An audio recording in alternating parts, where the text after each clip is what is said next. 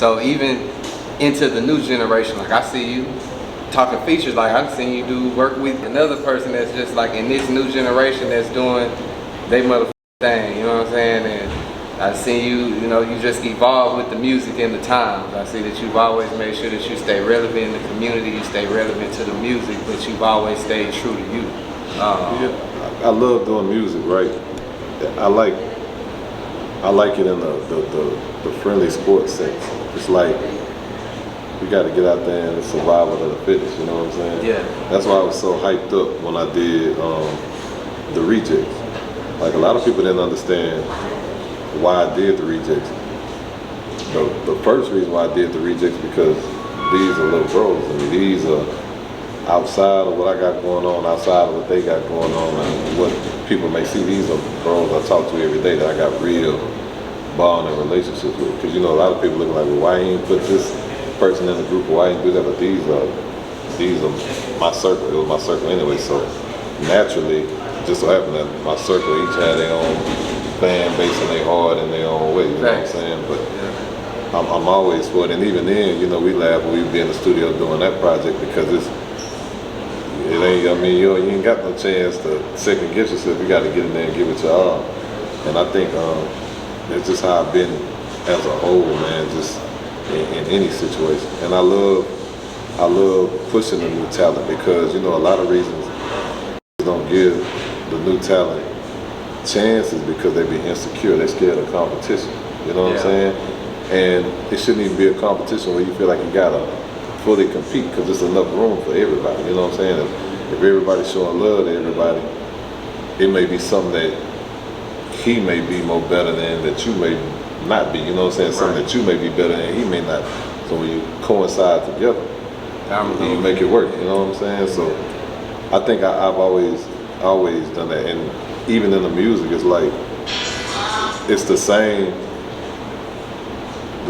of the community sense, right?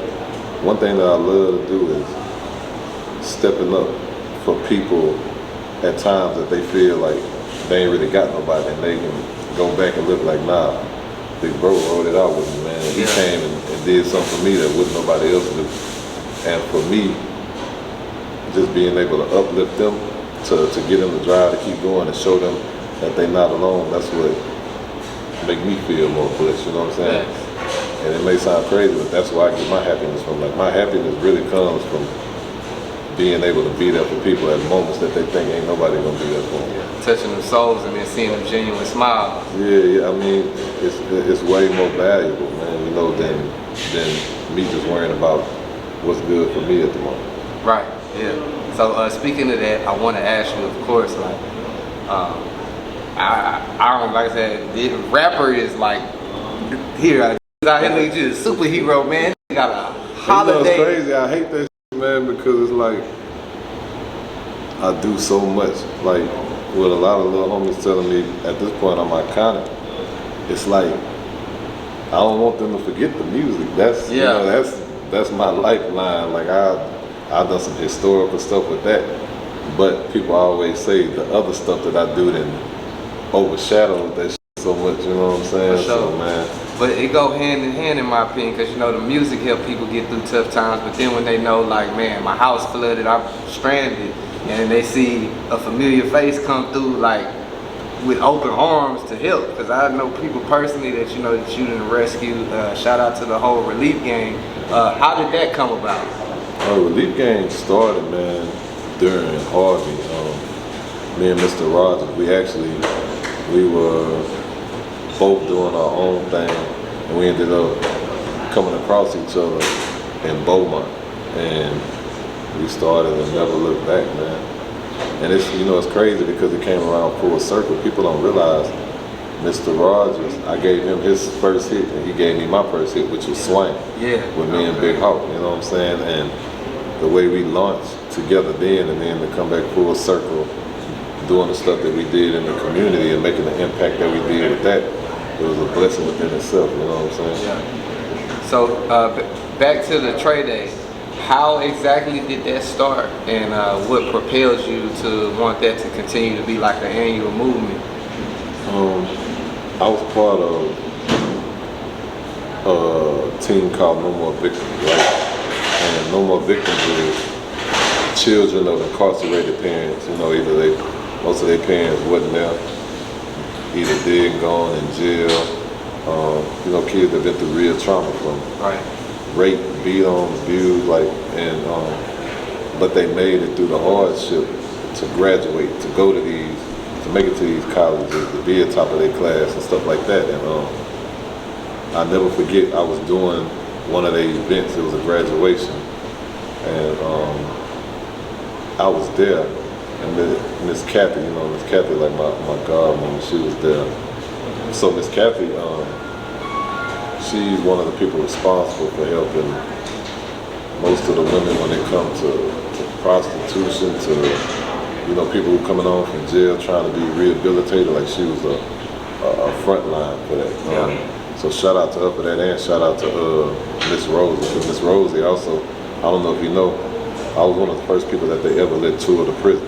Oh. Yeah, and that was way back, but that's what I say, I be doing so much and so many years go by, I get lost in the shuffle. Right. But I actually went on the very first tour of prison, and that was in my prime, you know what I'm saying, around the restless life goes on days. I took J-Dog and Slim Thug with me when I went, and we did our rounds and did that.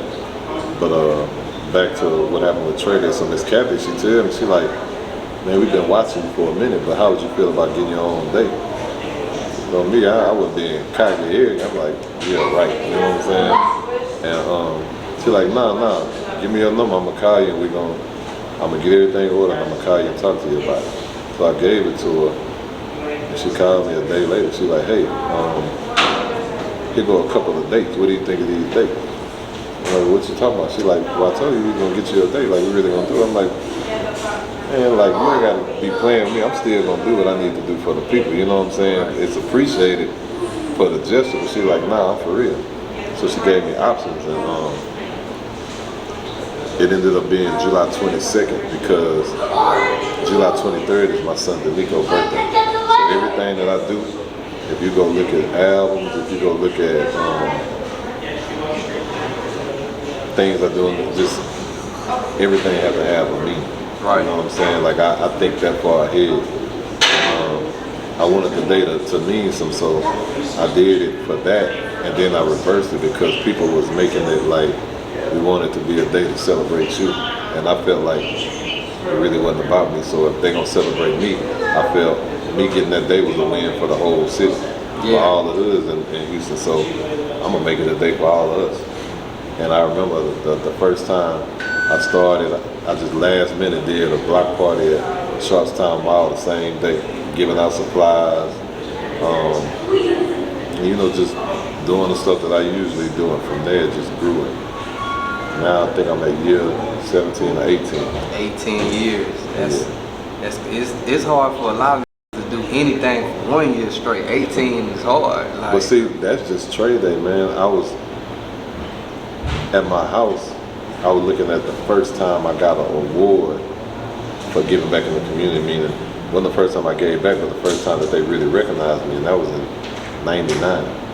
Man, I was 6 years old. Crazy, y'all.